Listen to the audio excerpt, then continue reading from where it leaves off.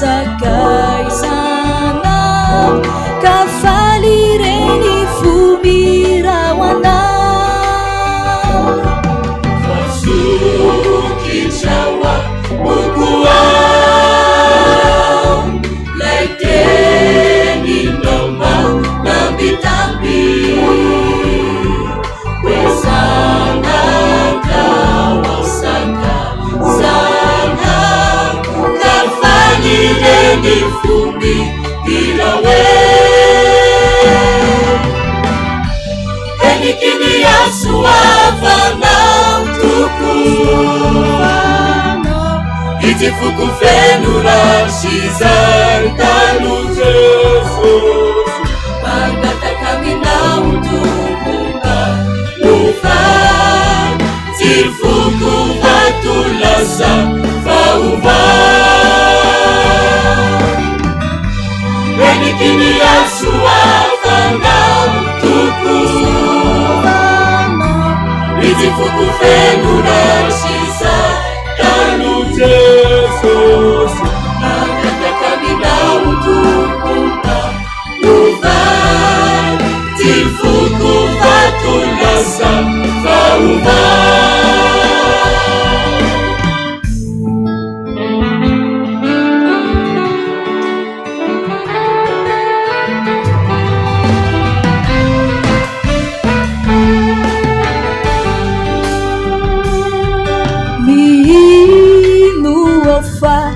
yasianau kanzakawanatikwao andamina nifiainaku kaitundrafiaina bauvao miluafa yasianau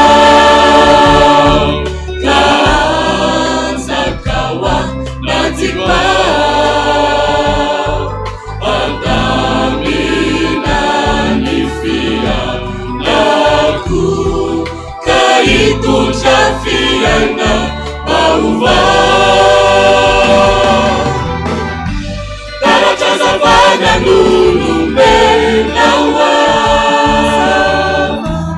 etikwana safanyansubyana kumao kayala sisidileua sina saitena nagezai achiza tazapana nulumenawa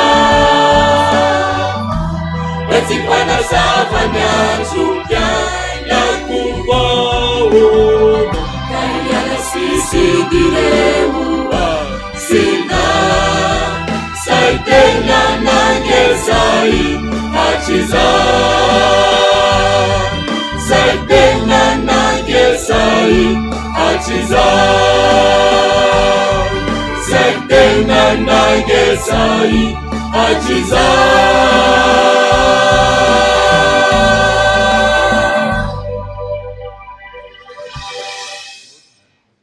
mpifaliana riavana no iara-banatsika rehetra amin'ny anaran'i Jesosy ary dia manona ny fiadanan'ny tompo ho amintsika tsirairay avy aladiny tanora ny androany vokatra ny efisaty ary dia tanora mahery ny 3 arivo no iara-iombom-bavaka amintsika etony amin'ity androany ity anandratra an'Andriamanitra ny tenin'ny tompo nefa rehefa ny teny mivantana tamin'ny mpanompony izy dia hoy izy hoe alako ny fivoriana masina ary hoarom-paratsiana tsy asitsika faratsiana eto androany nanenga tany an-trano ary ianao ka mety mbola nitondra n'izany androany tsy avelantsika hipetraka eto zany fa ny fahamasina no avelantsika anjaka eto hivavaka tsika mamevoninahitra anao zay Jesosy ny amin'izao fotoana androany zao fa hanomboka an'izao fotoana sy fivoriana masina izao tokoa mantsy izay tsirairay avy mahatsiaro mandrakarivo zay fa tsy tanteraka ary mahatsiaro zay fa vao miposaka ny masoandro faratsiana sahady nefa tanterahanay androany Jesosy tsy tianao zany mba tsy tianay ihany koa ary soa ihany aza fa nanome fahefananay tsirairay avy ianao ny aminy hoe efa nomenanay mihitsy ny fahefana rehetra andresena ny hery rehetra nana ny fahavalonay ary ny soratra masina hoe toero ny tevoly dia andositra anareo. Ko amin'ny anaranao Jesosy vela sy manan-kera vany Nazareta, azonay mandidy tsy mandroaka ny asa matiny Satana rehetra, tsy manana anjara eto amin'ity toerany ity. Ny devoly any anatin'ny fo rehetrarehetrany, ny devoly any anatin'ny fitsangana rehetrarehetrany, miala amin'ny anaran'i Jesosy, tsy manana anjara, tsy manana fahefanena. Ny devoly mpanaka Satana rehetra, tsarenesana ny tenin'Andriamanitra, devoly mpangalatra valim-bavaka rehetra, miala amin'ny anaran'i Jesosy. Inona devoly manampy fofona rehetra, manampy nasofona rehetra, manampy mava rehetra, tsy hitoriana ny tenin'Andriamanitra, miala amin'ny anaran'i Jesosy. Levona ny amin'ny farimana fianaratra. Misaotra indrindra Jesosy. Raha zahay Jesosy dia fantatray fa raha ianao no miasa tsy misy mahasakana. Misaotra indrindra Jesosy fa manam-pahefana ihany no afaka miteny an'izany. Ka noho izany fahefananao zany anananao zany Jesosy, ndreto izay tsirairay avy anangatanana mihitsy ka hanome voninahitra anao manao hoe voninahitra aneo an'Andriamanitra rery ihany. Haleloia. Masina, masina, masina Jehova tompony maro, eniko ny voninahiny tany rehetra. Amen. Anoho ny fideranan'Andriamanitra tsika ry havana ka ny Salamo 2:1 hatramin'ny 7 no iarahantsika mamaky ary rehefa zay dia ny antema 9. Salamo 2:1 hatramin'ny 7. Sokafo mafy mihitsy ny vavanao androany fa anandratra an'Andriamanitra isika rehetra. Amin'ny anaran'i Jesosy. Aleloia. Sambatra ny olona izay matahotra an' Jehova sady mankasitraka ny didiny indrindra. Ahery ambonin'ny tany ny zanany, ho tahina ny taranaky ny marina.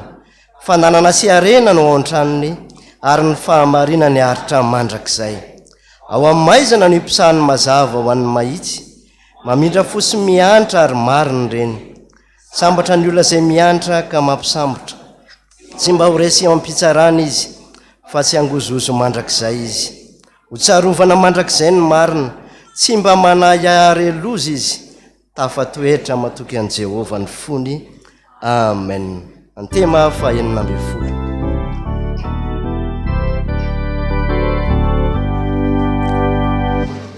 Isarana, Isarana, Jehova tompona. Isarana, Isarana, Andriamanitra, Vavefiti, Nitompona, Anjakati Pamidrafu, Gerana Iana, Isarana.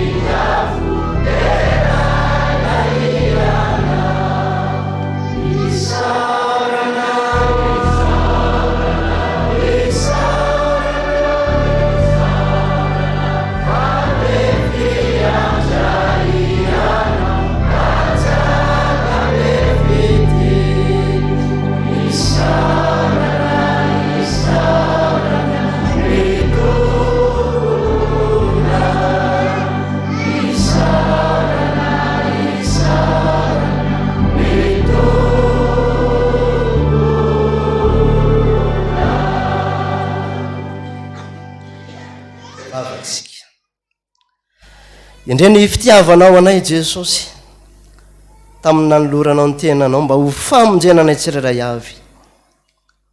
Tsisy olona mahavidy vola mankarenana izany.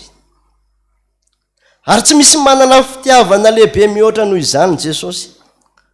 Ianao le namonjy ny sakaizanao ary tsy mba sakaiza azy fa le mpanota toanay mihitsy.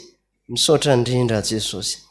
Izany ranao latsaka izany mahatonga anay mbola eto amin'ity toerana ity androany, manatrika an'izao vokatry ny efisaty izao ary tonga eto izay tsirairay avy Jesosy notahinao narovanao tamin'ny loza isan-karazany. Ary na dia nisy aza ny nandalo aretina, tsapanay hoe ianao no nanasitrana. Impiry mony tsy afa-kivo izay tsirairay avy tamin'ny olana maro samihafa izay nenjady tamin'ny fiainanay, kanefa tsaronay fa teo foana ianao namahany izany olana izany. Mankasitraka Jesosy. Misaotra Jesosy fa raha nisy ny nanahirana, natao anivon'ny fiangonana, nateny anivon'ny sampana, natao anivon'izao efisaty izao, ianao ny tsaronay hoe nitantana dia nanoro hevitra. Misaotra indrindra Jesosy. Ambonin'izany rehetrarehetra izany, ny famindram-po izay nomenao anay ka nitenenanao aminay isan'andro hoe ny famindram-pon'i Jehovah ny tsy nahalanindritra anay tsirairay avy, fa tsy misy mahay manampy na dia ray segondra tokoa aza amin'ny andronay izay. Taona ahoana Jesosy manoloana an'izany? Ny tsy hanandratra anao, ny tsy hisaotra anao, fa na dia ny tananay miakatra ho ambava ka mampihinana ny vavanay ny sakafo aza, ianao no mbola mahatonga an'izany. Ndreto izay tsirairay avy hanome voninahitra anao Jesosy. Marina fa mijoro ihany mba vitanay ka manondrika ny lohanay, tsy mba mahay tahaka ny any an-danitra izay, izay rano voalaza dia hoe mirondrona tahaka ny rano be, mitalakotrokotroka tahaka ny varatra. Kanefa kosa Jesosy raiso ny fiderana izay ataonay fa tena vokatra ny fonay manao hoe masina, masina, masina Jehovah tompony maro, enky ny fonay an-tany rehetra. Amen.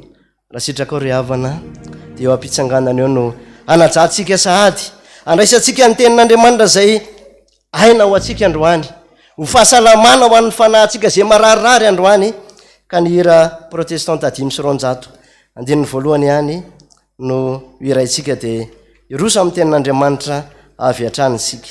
Ny teninao rehetra ry tompo ty anay no tsy mba manampetra fa toa mandrakizay.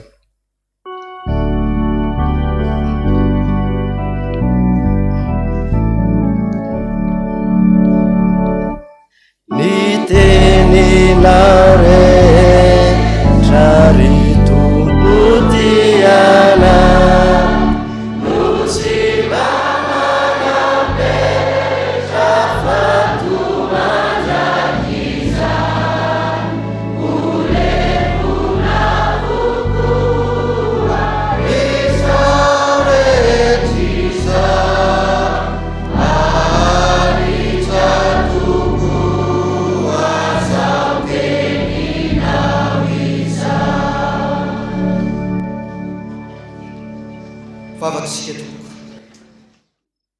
Saosanao se Jesosy Kristy tompo raha mbola amenao fotoana ahafahanay mihaino ny teninao. Miteny eto ianao ka aoka ianao no hiteny fa ny mpanomponao dia fitaovana ihany. Ary ianao koa nanokatra ny sainy sy ny fo ny mpanomponao andray izany teny izany ho aina ho fivelomanao anay amin'izao fiainana izao. Misaotra tompo. Amen. Mahazo toerana ianareo tompoka.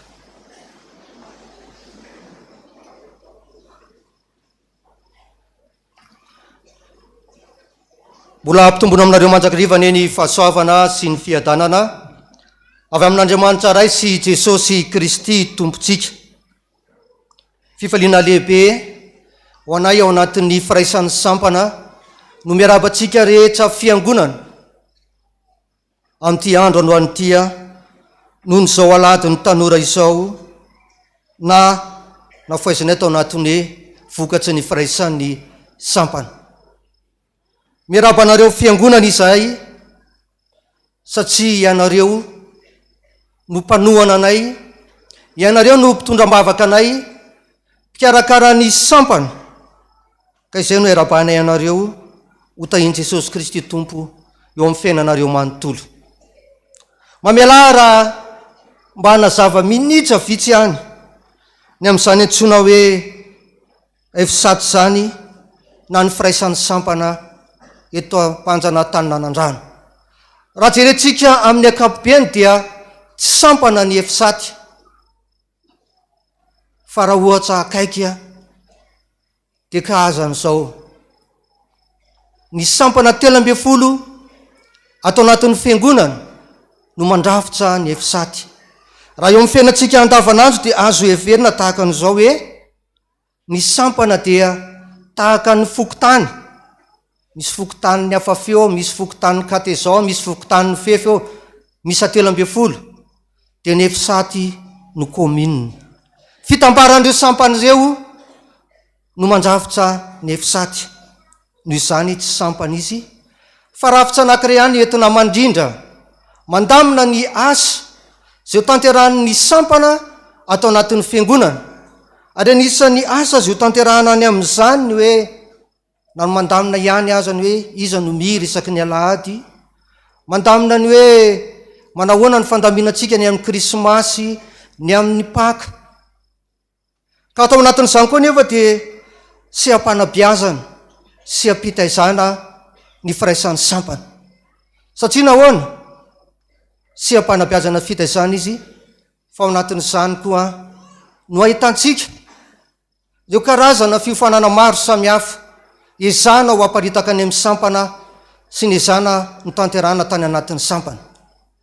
Ny olombelona moa ny tanora dia saina vatana fanahy, ary ao anatin'izany ihany koa no hanatanterahana ny fifaninanana ara-panatanjahantena izay faninanan'ireo tanora atao anatin'ny firaisan'ny sampana izany. Azo tamin'iny taona lasa iny dia anisan'ny karakarain'ny firaisan'ny sampana ny fanatanterahana ny fanofanana ny informatika ho an'ny zanaky ny fiangonana. Azo dia fandraisana anjara kely dia kely, fa ny firaisan'ny sampana avokoa no niantoka ny fitaovana rehetra nentina nanatanterahana izany fampianarana informatika izany, izay nefara tamin'ny fanomezana sertifika ny sy ny fiarah-miasa tamin'ny sekoly afaka manome izany. Amin'ity taona ity izahay dia 3 taona isaky ny 3 taona dia manomana ny antsoina hoe be miray, izay tanterahana amin'ny 16-18 Mey izao. Atao iraisanay ivoaka ny ivelan'ny fiangonana mandritra ny 3 andro, anatanterana ny fiofanana, anatanterana ny fionana, ary amin'ny mahamaro anay ao anatin'izany sampana izany dia hany koa mifankahita daholo ny tanorantsika rehetrarehetra, mifanabe, mifampizara ny zavatra rehetra tokony hasoa sy hatsara, indrindra amin'ny asa fitoriana ny filazantsara. Ary rehefa miresaka asa fitoriana ny filazantsara dia izao, tsy maintsy ianao aloha ny resy lahatra voalohany amin'ny asa fitoriana ny filazantsara, vao afaka mizara izany asa fitoriana ny filazantsara izany isika. Ary farany fa tsikely dia zanaky ny fiangonana ny sampana rehetra sy ny firaisan'ny sampana eto anivon'izao fitandremana misy isika izao. Koa manentana anao azy iray aman-dreny, manentana anareo azy iray aman-dreny ny fiangonana, toano izahay amin'ny fanatanteranay, izany fanatanterana ny be miray izany, satria fantatsay fa ianareo no afaka manonany amin'izany. Ary ny rariva dia manentana antsika rehetra ho tonga hanotsona n'ilay antsoina hoe rodorotom-piterana, efa ndiny maromarany izay ny vita. Rodorotom-piterana ahitanao ny sampana anankiray miranirana sampana hafa. Mety ahitanao hoe ay izany ve raha ny kateza miranira amin'ny fanantenana, ny fefy miranira ny tabita, tongava rariva fa hitanao ny façon anaovan'ny sampana azy, manantena ny fiarahantsika rehetra ny amin'ny fanotsonana ny amin'izany rehetra izany. Izay no ela tompoko lahy, izay no ela tompoko vavy, nampahafantanana antsika izany rehefa malalo amin'ny tompo, mba tsy ho tompo-trano miony tsika, ny ahafantarantsika fa makaizy ireny zanatsika ireny, ary entana ihany koa atsika tanora izay tsy mbola ao anatin'ny sampana, mba hiditra sampana hanatevin-darana amin'ny asa fanompona. Asa raha fantatsao fa ny raiky amin'ny 300 ny atoko-pivavahana misy marerana n'izao tontolo izao dia kristianina. Ny 420 kosa no silamo, ary ny 400 bodista amin'ny zavatra maro samihafa. Manerana izao tontolo izao izany, kanefa mbola manontany tena isika hoe fa maninona moa raha kristianina isika rehetra, izay no maro anisy eto amin'izao tontolo izao. Maninona mbola toy izao tsika? Maninona mbola tsy voatory ny filazantsara? Fa raha mijery io natontanisy io isika, efa miazakazaka ny filaharana faharoa, dia ny silamo aorianantsika izany. Mila fitoriana ny filazantsara izao tontolo izao, ary indrindra eto Madagasikara. Milanao, mila ny tanora izara sy hitory an'izany.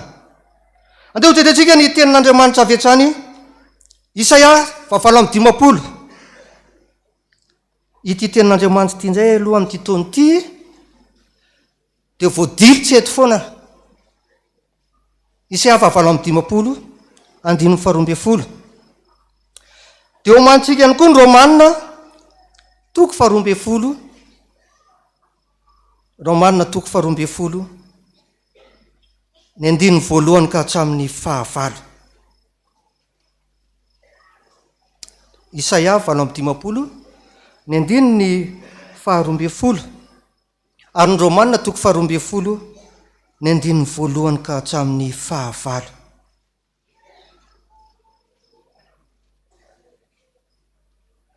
Isaia 40:20, ny 1 vakitsika rehefa samy nahitsika amin'ny anaran'i Jesosy Kristy Tompo.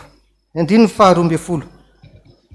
azy izay taranakao no anangana ny efa rava ela, ary naorina atsy ny fony fahagola no amboarinao, ary ianao dia atao hoe mpanamboatra ny ravo, mpamelon-dalana honenana amin'ny tany. Romanina 12, ny 1 dia atsahantsika hatramin'ny 5 ihany aloha. Amin'ny anaran'i Jesosy ihany, koa amin'izany mangataka aminareo rahalahy noho ny famindram-pon'Andriamanitra, mba hatolotsareo ny tenanareo ho fanatitra velona, masina, sitrak'Andriamanitra, dia fanompom-panahy izay mety ataonareo izany. Ary aza manaraka amin'ny fanaon'izao ny tontolo izao, fa mivoha amin'ny fanavaozana ny saina, hamantaranareo ny sitrapon'Andriamanitra, dia izay tsara sady akasitrahana no marina. Fa noho ny fahasoavana nomena ahy, dia izao no lazaiko amin'ny olona rehetra izay eo aminareo. Aza miavonavin-kevitra ka mihevitra mihoatra n'izay tokony ho heverina, fa mihevera izay onina araky ny ohatry ny finoana izay nozarain'Andriamanitra ao anareo avy. Fa toy ny ananantsika zavatra maro momba ny teny iray, nefa tsy mitovy asa izay rehetra momba ny teny, dia toy izany koa isika, na dia maro aza dia teny iray ihany ao amin'ny Kristy, ary samy miara-momba ny tena isika rehetra. Ray masina, manamasinana amin'ny fahamarinana, ny teninao ny fahamarinana. Amen. FPV Mahamalala, taona ny fanamboarana, taona ny fananganana ny rava izao, taona fitadavana ny very, taona fanonjotana ny fiainan'ny tsirairay avy, ataona ezan'ny fiangonana mba hamiratra amin'ny asa fitoriana ny filazantsara.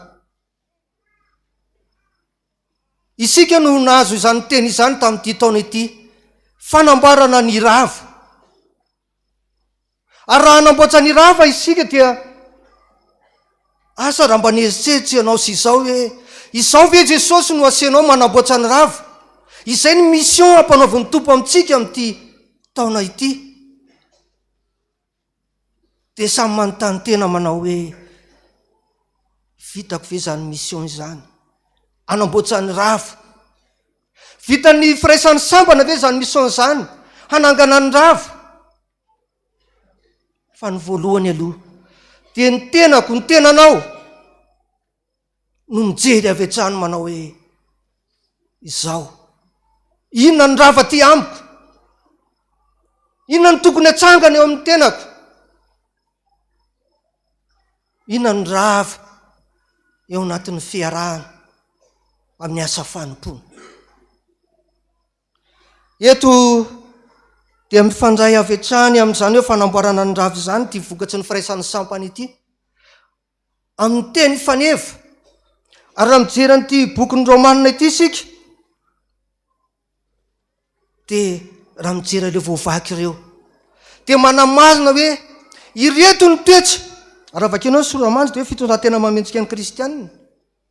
Ny kristianina zany zao no hanangana ny rava, nefa misy toetra tokony takina ty amiko sy takinany aminao raha ty hanangana ny rava ianao. Ty hanangana ny rava ve isika? Manamboatra. Somary nietsetra ihany tamin'ny tenin'Andriamanitra raha misy fitentsika amin'izao tontolo izao dia amboariko eo nareo ohatra miapahetsetra ilay fitenena an'izay.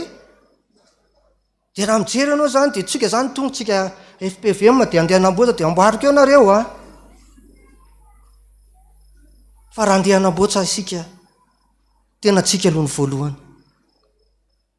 Dia reto ny toetra takin'ny soratra masina amin'izany. Ny toetra takin'ny soratra masina 5 no afaka ho fitinintsika atao anatin'ity soratra masina ity. Voalohany amin'izany dia leo atao amin'ny Romanina 12 teo hoe atolotsareo ny tenanareo. Ny tenatsika aloha izany no atolotra voalohany, izay lesona voalohany. Manolotra ny tenatsika ho an'i Jesosy Kristy Tompo aloha isika, maneko resy lahatra isika hanolo tena ho an'ny Tompo. Efa natao fanolorana isika tamin'ny batisa, fianarana katekomenina, fa izao izay mifanamboarana voalohany, fanolorana ny tenatsika eo anatsehany Tompo indray. Izay ny lesona voalohany ry ava-malalo amin'ny Tompo. Ny faharoa,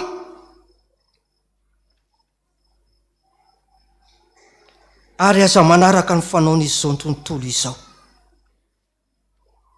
Ary aza manaraka ny fanaon'izao tontolo izao. Fanaon'izao tontolo izao dia anontany tena indray isika izao hoe fanaon'izao tontolo izao. Tsika ry olona mena ato amin'ity tontolo izao ityko. Tsika nga mipetraka atao anaty tanàna izany ity daholo. Miseho eny amin'izao tontolo izao no fiainantsika manontolo andavanandro. Fa tsika no mila mijery hoe teneny soratra masina hoe aza manaraka ny fanaon'izao tontolo izao. Fantatrao avy hatrany ny fanaon'izao tontolo izao. Samy mahita ny fanaon'izao tontolo izao tsika. Fa tsika no mila raha ty hanangana ny rava dia mila mijoro tsy manaraka ny fanaon'izany izao tontolo izao izany. Zay ny faharoa, manolotra ny tenatsika tsy manaraka ny fanaon'izao tontolo izao. Fahatelo, eo amin'ny andininy Romanina 12 teo ihany hoe mivoha amin'ny fanavaozana ny saina hamantarana ireo ny sitrapon'Andriamanitra. Takin'ny soratra masina isika an'io mba hiova amin'ny fanavaozana ny saina dia izay tsara sady akasitrahana no marina.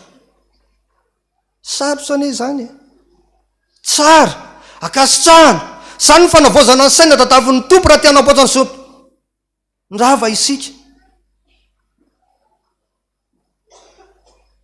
Faefatra, ery amin'ny andinin'ny fahatelo izy, aza miavinavin-kevitra ka mihevitra no izay tokony ho heverina.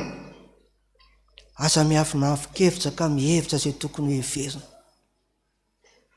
Saina ovaina ny saina, isika andeha hanamboatra sy hanangana takin'ny soratra masina amiko sy aminao koa an'io.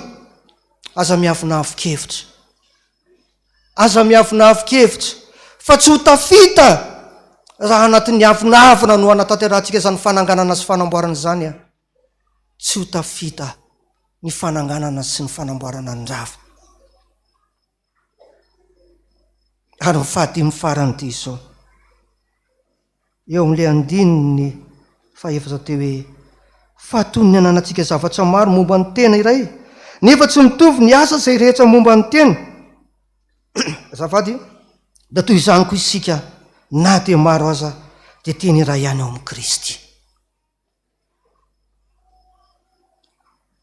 Fanamboarana faobe no tanterahana, isika na dia maro dia raha ihany eo amin'ny Kristy. Ary io soratra masina io dia miteny hoe ny momba ny tena nefa tsy mitovy ny asa izay rehetra. Momba ny tena. Ny tena tsika fatatsika fa misy maso, ny sofina, ny orona. Fatatsika manontolo. Dia raha mijery ny soratra masina any amin'ny Koritianina, 12:17 any sika fa 14:17 dia hovakiako amintsika ihany zany hoe momba ny tena izany. Izay tia ny tompo eto anambarany hoe iray ihany isika. Io ny soratra masina. Koa amin'izany dia tsy momba ny tena va isika? Raha maso avokoa ny tena rehetra, aiza izay fanjenesana? Raha fanjenesana avokoa, aiza izay fanombolona?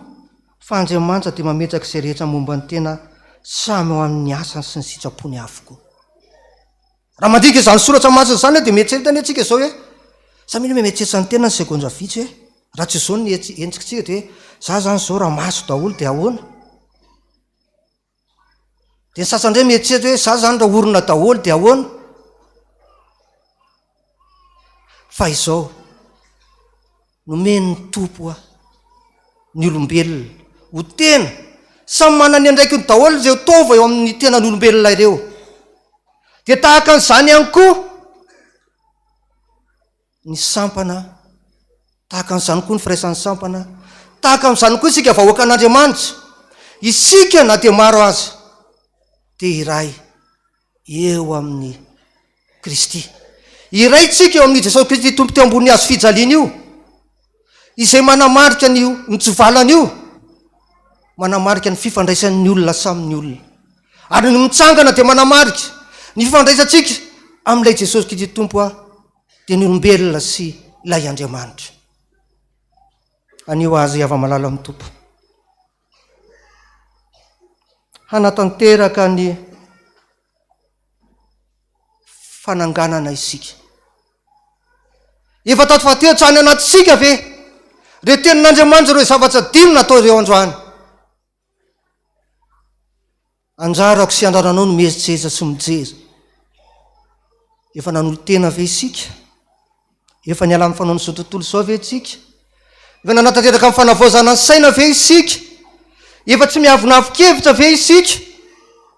Efa manaiky ny ombon-tsaina, ny ombom-panahy amin'ny asa fitoriana amin'ny filazantsara ve isika?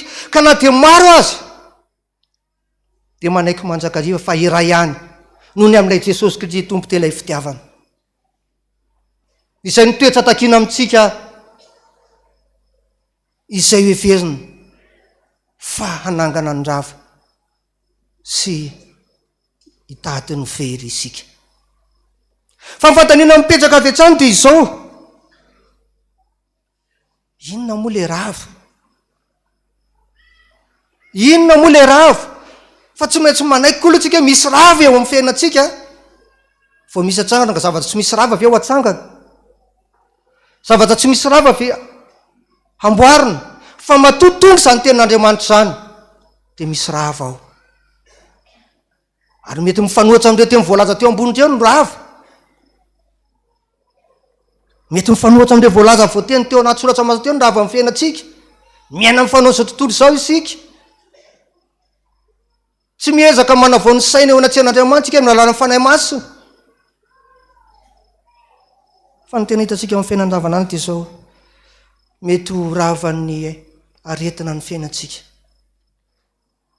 Mety ho rava ny tokantranontsika noho ny fisaraha-panambadiana maro samihafa. Rava ny ao tokantrano noho ny amin'ny dada sy neny mandao ny tokantrano. Rava noho ny fahaditran'ny tanora. Rava noho ny adi-panahy.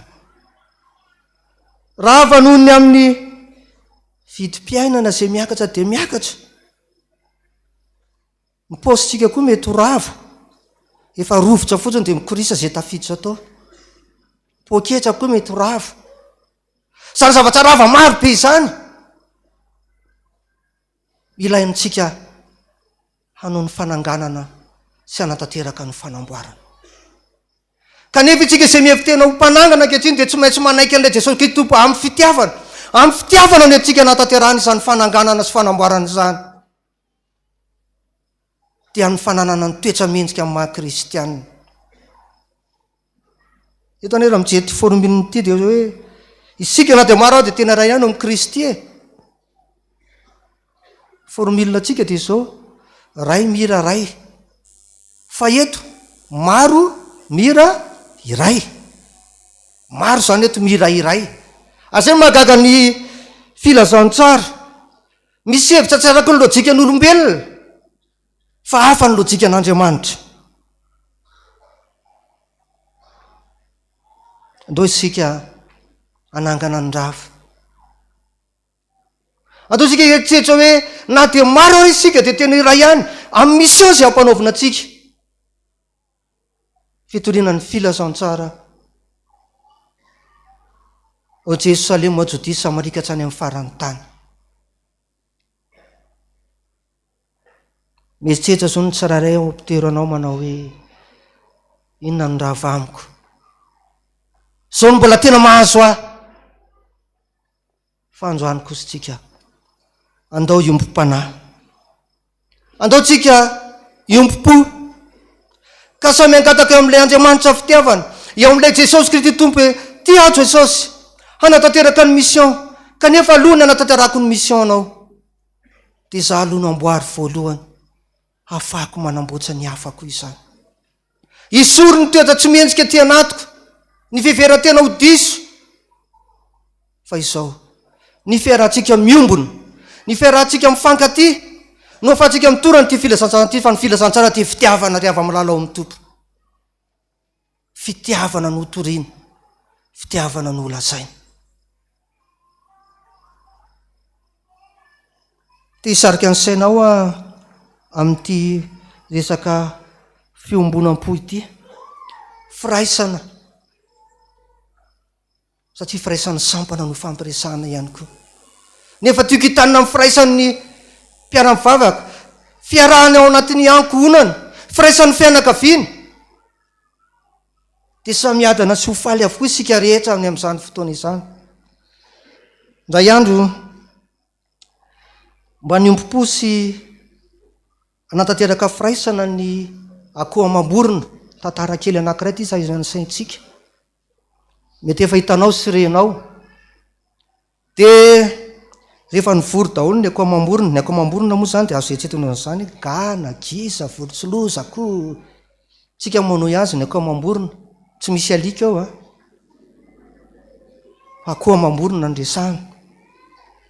Dia rehefa nivory izy eo, tonga ny andro krismasy, Noely. Ka tsika olombelona moa rehefa tonga ny andro krismasy dia matetika maninona? Mamono akoho amam-borona tsika. Dia rehefa nivory ny reto akoho amam-borona dia zao ny zavatra ny fiombonan'zareo. Nanao filaharana izy dia tantara ilay izy, nanao filaharana izy. Dia rehefa nanao filaharana izy dia ndao tsika ozy anohitra ny olombelona fa efa tsy zaka-tsony ty mahazo atsika ty. Dia nanao sora-bavety ry zareo. Dia na sora-bavety nataony dia lahatra daholo ny akoho amam-borona, nandelo ny akoho amam-borona ny lahatra. Sora-bavety nataony voalohany tamin'izany samy milanja ny azy teny, ny akoho, ny ganagana, ny gisa dia lahatra maro be teny tozy izy. Ny etony teo anatrihan'ny olombelona. Ozy aloha voalohany nataony foaniny krismasy. Faharoa manaraka izany tozy izy, ampy izay ny raha latsaka. Fahatelo, maninona moa raha legioma no hoaninareo? Zany no fijerindreto tantara kely anankiray ty hoe reny akoho amam-borona fa mikomy amin'ny raha olombelona izy. Fa nomeny hevitra maninona raha legioma nanao, aoka izay ny raha latsaka. Aoka izay ny krismasy. Inona ny tiano sitonana ny saintsika any amin'izany? Te hisitona ny sainao ty laza aminao manao hoe raha te anjesy, te hitory ny filazantsara isika, dia mila fitiavana sy mila fiombona-po. Izany asa fitoriana ny filazantsara izany. Tsy vitan'ny tanora irery, tsy vitan'ny fiangonana irery, fa itsika rehetra no miaraka manatanteraka ny asa fitoriana ny filazantsara. Ary ao anatin'izany asa fitoriana filasantsara izany dia isika aloha no mahazo tsiro ny voalohany amin'ny asa fitoriana filasantsara. Fa raha tsy mahazo tsirony amin'ny asa fitoriana filasantsara aloha isika dia tsy afaka mitory an'io. Raha tsy ahitanao tsirony ny asa fitoriana filasantsara rehefa malala dia tsorona aminao fa tsy afaka mitory an'io ianao. Fa izay le hoe ny hafa manazava ny hafa. Ary ny fanomezam-pahasoavana samy manana ny azy no ahafahantsika mitory ny filasantsara io. Izay le hoe sasany maso, ny sasany orona, sasany vava. Ary raha somary mijery ny Romanina 12:20 ihany ianao ny ambanimbany any dia hoe sasany natao amin'ny faminaniana, sasany natao amin'ny fanompona, sasany natao amin'ny fampianarana. Izany rehetrarehetra izany. Izany no mitambatra. Izany no asotsika vokatra azona manatanteraka sy mahazo valany tsara amin'ny mission izay nampanaovina antsika dia fananganana ny rava izany. Anjaranao sy ava-malala no mieritreritra androany. Fataro ny tenanao. Inona ny rava? Ary ny vahaolana dia ny fiomboana-po, fiomboana-tsaina tena manatanteraka. Izany fananganana sy fananjatana izany ho voninahitra ilay Jesosy. Ny zava-dehibe dia izao. Tsy mifandranesantsika n'ilay hoe ity ny mission antsika, fa ny vokatra azo amin'ilay mission, ny fahavitany ilay mission. Izay no zava-dehibe amintsika FPVM izao. Anjarako sy anjaranao no misaina izany. Izay eto anatin'ny firaisan'ny sampany dia maniry mandrakariva ho ambaron'ny tompony ny rava ao amintsika tsirairay avy. Mba ho atsangan'olom-baovao isika ka amirapiratra ny fanahintsika, ho ambinina ny fanahintsika sy ny saintsika, ny marary ho sitrana noho ny amin'i Jesosy Kristy Tompo, ny manana olana ho voavaha izany, ny tsy manam-pitiavana hanana fitiavana lehibe, ny voan'ny adi-tsaina ho tonga ny fahatoniana, ny very-hevitra mahazo ny fitoniana, ny tsy ampy vola omeny ny tompo mitafotafo arak'izay sahaza anoloanan'i Jesosy Kristy Tompo an'izany. Azo izany isika raha mino sy matoky ary manaiky fanatanteraka ny toetra mametsika maha-kristianina antsika ary anatanteraka ny mission izay ampanaovina antsika. Ndahorantsika ry mpianakavin'ny finoana hiaraka hiova, hiaraka hiompo-po, hiompo-tsaina hanatanteraka ny fananganana ny rava, ny fanatanterana ny asa izay ampanaovin'ny tompo antsika, ny fanamboarana, ny fananjatana. Satria izay ny taona izay henantsika amin'ny taona 524 ity. Mpamarana anahako te hisarika aminao aho. Zava-dehibe ao anatsian'ny tompo avokoa ny sambatan'olona. Aoka tsy ho tratran'ny ady anaty isika ka hieritreritra hoe inona moa ny ilaina amiko tompo, inona no ilainao amiko amin'ny asanao. Fa izao misy valeur eo anatsian'Andriamanitra daholo isika mpianakavin'ny finoana reto. Misy valeur eo anatsian'ny tompo avokoa. Ninona misy anao, ninona taletanao, misy valeur avokoa izany. Aza valeur anao izany aho no tadafin'ny tompo aho entina hanatanterahana ny asa fanompona azy, ho fampandrosoana ny asany, hoe tia tany ho tahaka ny any an-danitra. Izay no tenin'Andriamanitra ampitaina amiko sy aminao androany amin'izao alahatiny firaisan'ny sampany izao. Mila anao ny firaisan'ny sampany, mila tsika ny firaisan'ny sampany, izay koa ilainareo miara-miasa isika ny soratra masina ny zavatra rehetra aso izay tian'Andriamanitra. Any tanjona dia izao hoe mba hitia tany isika dia atsapa izany fitiavan'ilay Jesosy Kristy Tompo izany, ilay fahasoavany tsara indrindra hoe io Jesosy mitahy ahy ianao, manana fiadanam-po eo anaty ianao, raha maray aho no sitranonao raha ory aho no fanginao sy nomenao fahaolana. Raha tsy nay fianarana nomenao fitadidiana sy fomba fianatra tsara indrindra. Mitady asa ako nomenao asa zay efa manaiky anatanteraka ny mision'ny tompo isika. Ty izy ty angatahako homaniny eny ambitendry. Ary rehefa mandinika nyty izy ty ahako sa manokana dia ireo amin'ny fiarana fanampy mifasivy amin'ny 30. dia zao le zay faniziko hoe raha eo mba faniriko raha toka sitraka ao ny andovalanitra dia ny aty an-tany. Tsy haiko raha mieritreritra zany tonkizy zany rehefa iraitsika zany tonkizy zany hoe ety an-tany dia efa mieritreritra ny andovalanitra faniriana ary mino fa faniritsika mianakavy zany. Dia zao kanefa tsy izao rehery fira izao mihinanao miaraka amin'ny katrany an-trany. Izay le mampiseho firaisana amin'ny asa fitoriana filazantsara. Tsy izao rehery, tsy anao irery fa isika rehetra anatanteraka zany. Raha eo mba faniriko izy raha toka sitraka ao ho zanaka manofy ny fahendreny. Misy mihoatra lavitra noho zany ve ny fampianarana tsara indrindra. Faniritsika ho zanaka manoa hanana fahendrenitsika amin'izany asa fitoriana amin'ny filazantsara izany. Ilofo hatrany amita reo asanao. Mila tsika milofo koa zany, mila tsika mandeha, mila tsika mihetsika, mila tsika manatanteraka, mila tsika manampy. Zay le folofosatsika amita reo asanao. Ka tsy irearea fa hanetsy tena. Zay le voalazan'ny soratramasina teo.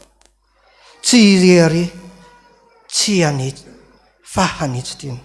Toy ny Jefray manao hoe indray ny fiainatsika anilandray. Ny tompo iray, fanahy iray. Izay mazanaka Andriamanitra atsika, mazanaka Jesosy Kristy tompo atsika. Iraisantsika avokoa ny asa rehetra. Iray ny foa, iray ny loha, raha eo nahoana moe. Atomboka an'io zany, fa tsy rehefa any amin'ny paradis tsika voatsapany izany fa atomboko tsika an'io zany raha eo. Manina mora atomboka an'io izany faniriana izany. Faraisany sampana dia maniry atsika fiangonana manontolo. Ho tahiny Jesosy eo amin'ny fiainatsika rehetra ho vavolombelony afatsika manatanteraka ny asany izay misy eo nampanaovina antsika. Voninahitsany amin'izany dia ho an'i Jesosy irery ihany. Alleluia. Amen. Ataotsika le hira teo, samy andinika izanytsika ao anatin'ny fotsika dia ro zavaisany ny mpitanjana anatanteraka ny fibebahana satria tsy tanteraka teo anatsihan'izany. Raha eo mba faniriko. 7:30 firana fanampiny.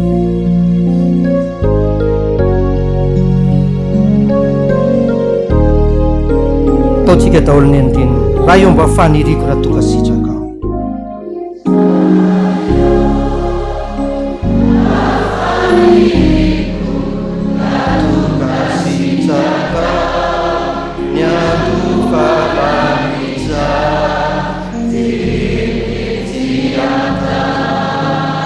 Kanefa tsy izao rehery fa rehefa mino anao hiaraka amin'ny katrany tsara. Hiaraka hatrany hatrany endre ny fiainana anirandray ny tompo iray fanahira iray sanafoko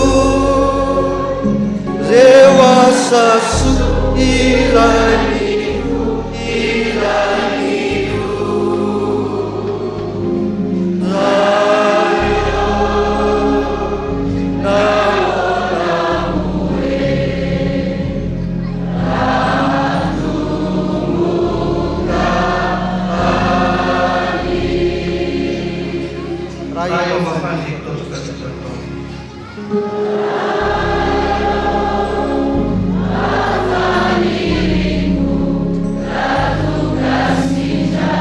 zanaka manofy ny fahendrena.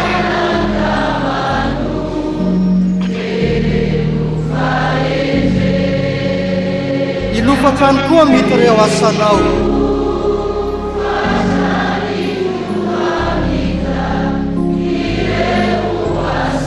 ka tsy rehefa hanentsy tena.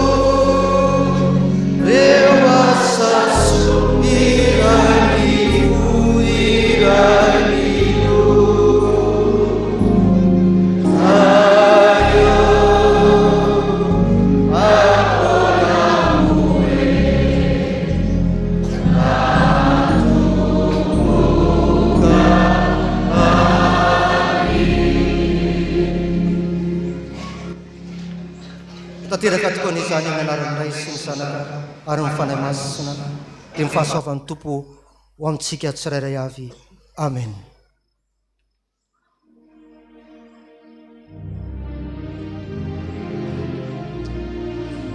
Manam-pandriana tokoa isika ny anam-pahendrena kanefa tsy manaiky isika ny hoe tsy manam-pahendrena.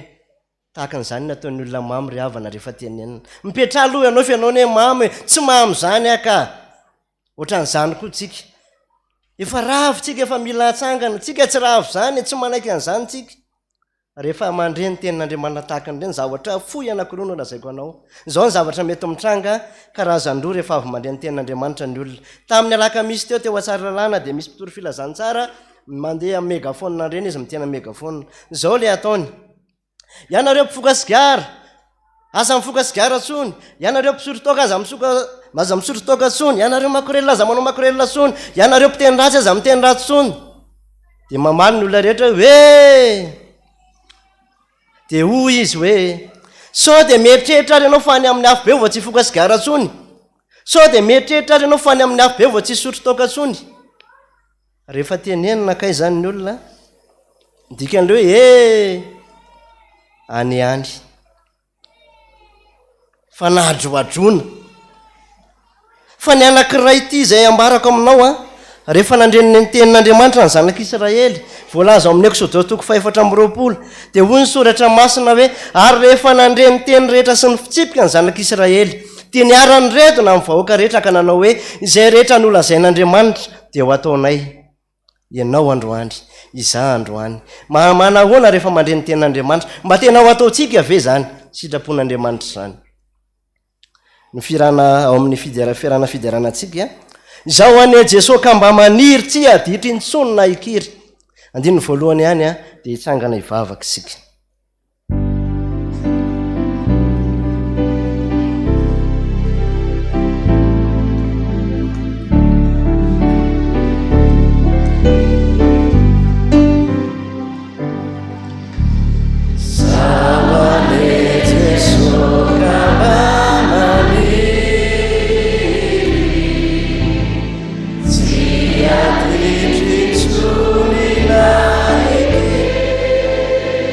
Fa iova foka tsy ania hosakaizanao mandrakizay dorina. Ndao tsika rehetra hitsangana sady anao voady mihitsy hoe zao ane Jesosy.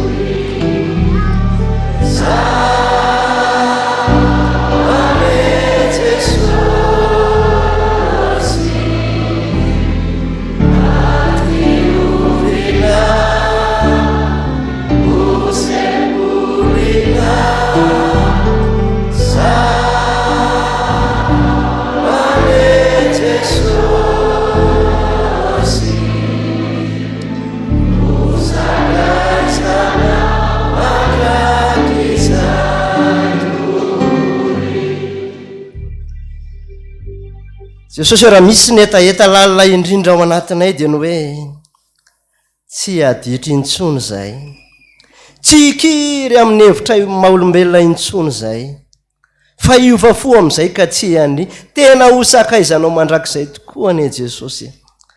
Mandre ny teninao mantsy izay androany fa hoe aza manaraka ny fanaon'izao tontolo izao. Indraindray arane Jesosy tsy mba hoe manaraka ny fanaon'izao tontolo zao fotsiny zay fa izahay mihitsy ara no misarika n'izao tontolo zao hanao ny fanaony. Ifonana aminao zany androany Jesosy. Impiry moa zahay ny tsy efa nizarazaray ny toe-javatra maro samihafa, tsy tanteraka ilay teninao Jesosy hoe izahay na dia maro aza dia tena iray ihany ao aminao.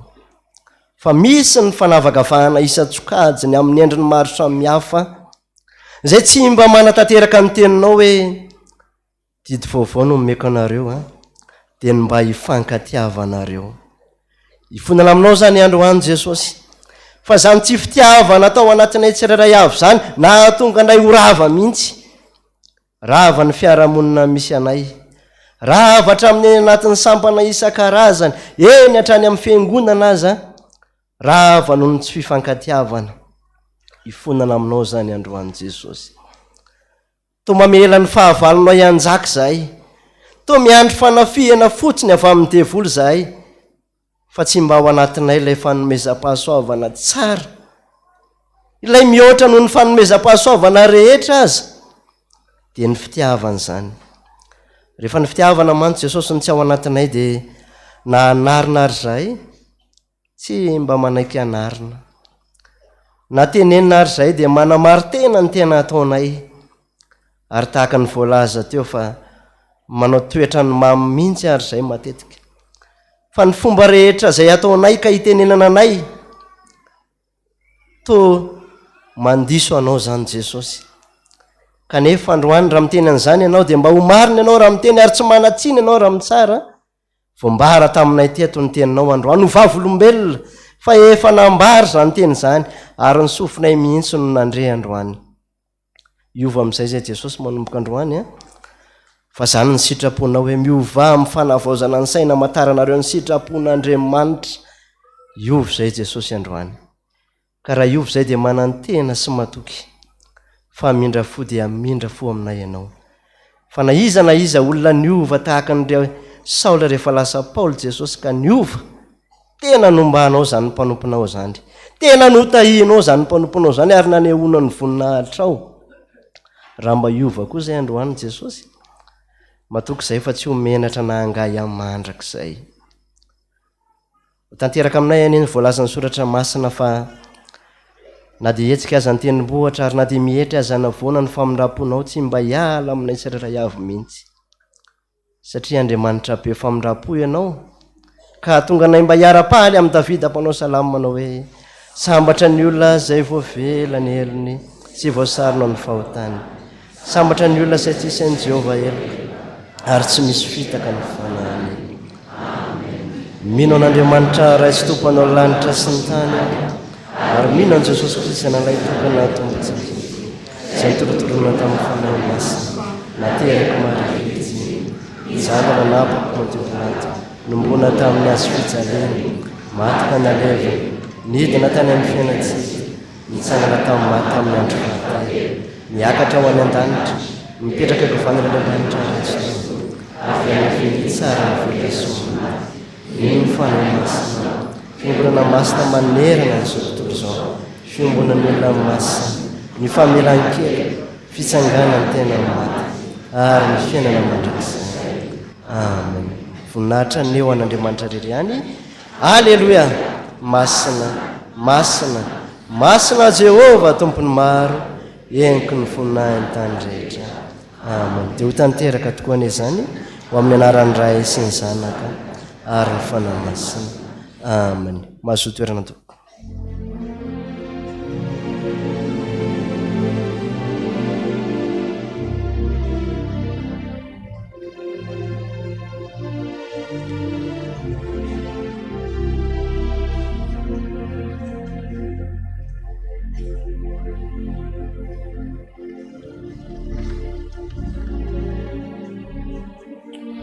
dia mbola ho ampitomona ho amintsika mandrakariva ny ery avy-mbalalo amin'ny tompo fiadanana sy ny fahasaovana avy amin'Andriamanitra ray sy Jesosy Kristy tompontsika.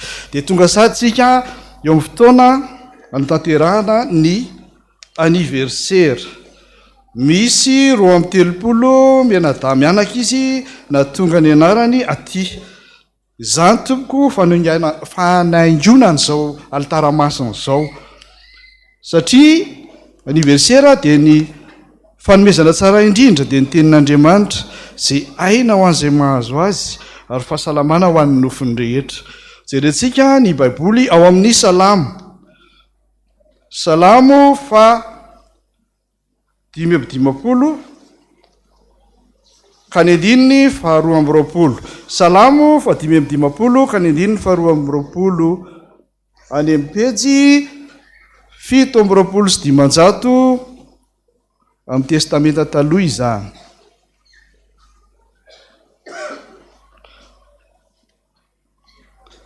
Ny ten'Andriamanitra alohany amakinany teny vaky toy izao: apetrao amin'ny Jehova ny entanao ary izy no hanohana anao, tsy havelana angozogozo mandrakizay ny marina.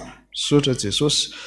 Ndreto avy ireo natonga ny anarana izay vakina ampanajana rahalahy sy anabavy isany avy: Rajoanesa Hamdalia Alexia Entso 12 taona tamin'ny 6 février, ary Entso no Enjanahary Aldisia Leoni 20 taona tamin'ny 5 février, Eritra Aldis tsy heritaona tamin'ny 4 février, Andriamanatena Niroanina tamin'ny 9 février, Rajaonarivelo fanomezana tamin'ny 6 février, Rajaonarivelo faniry ny aina tamin'ny 3 février, Rabe Mananjara ary vola Josiane tamin'ny 17 janvier, Ravelo ary ny aina Fanja tamin'ny 6 février, Randriamalala ny Asimiora Sarika tamin'ny 4 février mangataka vavaka amin'ny fianarana, Razafy Arsoa Pauline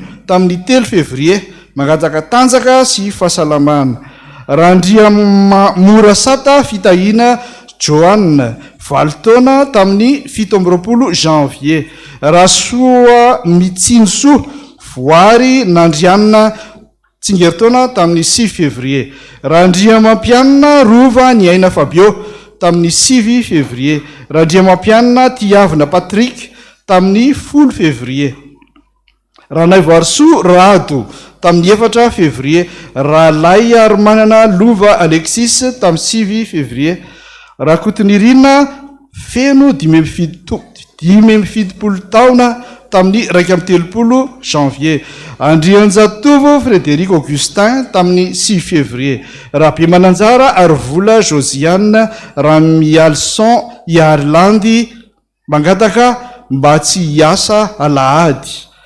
Ratsizafy Roméo tamin'ny 2 février, Ratsizafy fitahina tamin'ny 9 février, ary lala ny rina tamin'ny 4 février, Randriamalala ny Avontso fahendrena Ali feno 3 taona androany, Rasendra Asombola 7 Elianina tamin'ny 5 février, Ramanatso fanantenana tamin'ny 9 février, Ranaivoaromanana Andoniaina tamin'ny 9 février, Rakotondrabe Lucien Andriamaolson 6 février, Ratsimbazafi Lantoniaina tamin'ny 4 février, Randrenatoandro Anike tamin'ny 5 février, Razafy Manambelo Nicolas Rasolo Mampianina Nomenjanahary Sarindra tamin'ny 7 février. Ireo izy 23 mianaka hoentsika ambavaka amin'ity marain'ity, dia manasanao tompoko hitsangana hiara hivavaka tsika hitondra ambavaka andreo mpanompon'Andriamanitra ireo.